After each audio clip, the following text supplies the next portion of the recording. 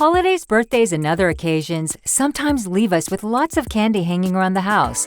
Not a great situation, especially if you have kids. When life hands you extra candy, use it to make a delicious dessert that can be shared with the entire family. Loaded cookie bars are an easy, yummy way to handle leftover candy. You know, those chocolate bars still in your house because the trick-or-treat traffic was light this year.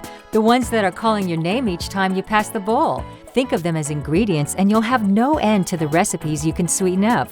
For instance, these bars. The little cookie monsters in your house will love them, but they'll have to get to them before the adults do. Sea salt adds that irresistible sweet and salty combo to the smooth texture of this dessert. Think Blondie bars blended with Oreo pieces and studded with Reese's cups, M&Ms, and Snickers pieces. You can adapt this recipe to whatever candy you have on hand. For example, if your neighbors go wild with the Twix bars this Halloween, chop some bars up and sub them in for the M&Ms. Your loaded cookie bars might be a bit different every time, but they'll always be delicious.